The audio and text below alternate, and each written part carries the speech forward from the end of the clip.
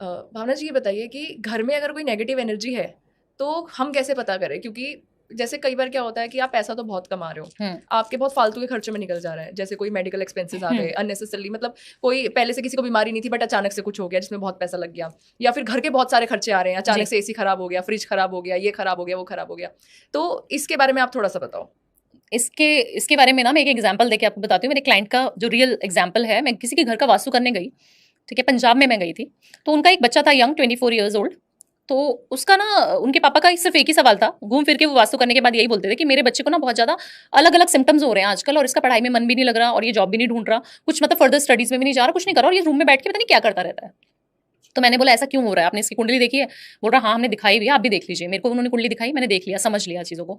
फिर मैंने देखा, मैंने कहा उनके घर में ना कहीं न कहीं नेगेटिव पावर्स, ब्लैक मैजिक और वो भी उनके रिलेटिव्स ने ही कुछ कराया था। तो मैंने उनको नाम तो नहीं बताया, नाम तो हमें पता भी नहीं लगता है, मैं आपसे बोलूँ तो। बट हमें समझ आ जाता है कि किसने क्या कराया है ना? तो मैं जब उनके घर में एंटर हुई ना, तो वो चीज़ें ना आपको डिस्ट्रैक्ट करती हैं। Being a spiritual Guru, being a vastu expert आपको डिस्ट्रैक्ट करती हैं वो चीज़ें। कभी भी आप नेगेटिव और पॉजिटिव को देखोगे, आप मंदिर जा रहे हो, कोई आपको टोक देगा मंदिर जाते-जाते, है ना? कभी भी शैतान जो होते हैं ना, बोला जाता है मंदिर के बाहर सबसे ज़्यादा भूत-प्रेत होते हैं। जितने भी ज्योतिर्लिंग है ना, उनके बाहर सारे क्योंकि भूत गण भी तो शिव जी के प्रिय हैं, वो सारे बाहर बैठे रहते हैं कि जितनी पवित्र सोल आएगी ना, अंदर मंदिर में एंटर करने के लिए उसके साथ मैं चिपक के उसके साथ दर्शन करूँगा। कभी भी जो भी स्पिरिचुअल गुरु है, मैं नहीं, कितने भी जितने भी हैं, जो अच्छे से मेडिटेट करते हैं, जिनकी सोल बहुत प्योर है, उनके साथ बहुत सारे भूतगण चलते हैं साथ में। अभी भी हम यहाँ आप और मैं ही नहीं बैठे, बहुत सारे लोग बैठे हुए हैं। तो डरा रहे ऐसा रहे हो। नहीं, नहीं डरा नहीं रही हूँ, बता रही हूँ।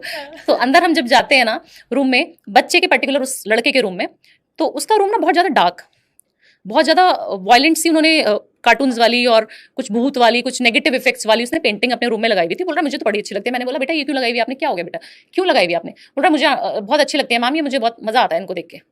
हॉरर मूवीज देखना उसने बहुत चालू कर दिया, उसका ईटिंग स्टाइल चेंज हो गया। उसने जो खाना खाना था ना वो हाथ से खाता था, ठीक है, हाथ से हम लोग भी खा लेते हैं चावल दाल, है ना? बट वो जो खाने का जो उसका पैटर्न था ना, उसको भूख बहुत लगती तो वो जल्दी दिखाता था। ऐसा ऐसा हम करके। बहुत जल्दी दिखा रहा है। हम्म। उसको ना रात को जगने में मजा आने लगा। उसकी मम्मा बोलती कि मैं 2-3 बजे भी जैसे देखती हूँ तो बच्चा ना हमारा घूमता ही रहता है पूरे दिन ड्राइंग रूम में। मैडम, मैंने बोला सुनो, आपने वास्तु मुझसे करा, उन्होंने मुझसे पहले भी क्लाइंट थे मेरे पुराने, तो उन्होंने मेरे से पहले भी वास्तु कराया हुआ था, बट मैंने उनको बोला कि वो चीज़ पहले नहीं थी आपके घर में जो अभी हुई है। आपके घर में भी रिसेंटली कौन आया है? दिवाली के आसपास, होली के आसपास कोई आया था? बोला रिलेटिव्स आए थे हमारे घर में ना, कुछ दिन रह के गए हैं। मैंने बोला वो कहाँ से थे? कुछ जानते हैं वो, कुछ विद्याओं का कुछ ज्ञान है कुछ? बोले नहीं नहीं, हमारे तो बहुत अच्छे रिलेटिव्स हैं, कुछ नहीं जानते, वो तो अच्छे थे, बहुत बढ़िया। मैंने बोला ऐसा हो ही नहीं सकता, आपके घर में कोई आया ना हो, किसी ने कुछ चीज़ ना करी हो, ऐसा मैं लिख के देती हूँ, आप ये रेमेडी कीजिए और ये रेमेडी करने के बाद जो है आपके घर से वो चीज़ भाग जाएगी। उस बच्चे के ऊपर ना, क्योंकि देखिए जो स्पिरिचुअल होगा ना उसके ऊपर आप कुछ नहीं कर सकते। बच्चे क्या होते हैं, यंगस्टर्स क्या करते हैं, पूजा पाठ तो करते नहीं है, तामसिक चीज़ों में, तामसिक मतलब अल्कोहल, पार्टी करना, नॉनवेज खाना, ये सब चीज़ें ठीक है, जेन्युइन है, करते हैं लोग, है ना? वो खा रहे हैं, वो पी रहे हैं, ड्रिंक्स कर रहे हैं, पार्टीज़ में जा रहे हैं, रात-रात को आ रहे हैं, तो वो स्पिरिट्स जो होती है ना उनके साथ ही घूमती रहती है, उनको मज़ा आने लगता है। और उन लोगों को भी मज़ा आने लगता है कि काला जादू अगर किसी ने मेरे ऊपर किया तो उनको बहुत नॉर्मल लगता है। उनको एडिक्शन हो जाती है, अल्कोहल की एडिक्शन हो गई, डार्क रूम में रहने की एडिक्शन हो गई, उसको मज़ा आने लगा हॉरर मूवीज़ देख के, उसको फ़ील होता था कि हाँ, ये तो कुछ नॉर्मल है, ये तो चीज़ें सारी। बट पेरेंट्स को कहीं न कहीं समझ आ रहा था कि ये कुछ चीज़ें जो कर रहा है वो नॉर्मल नहीं है। माँ-बाप से बात नहीं करना, डिसरिस्पेक्ट करना, मंदिर जाने के लिए बोलते थे तो मंदिर नहीं जाता था।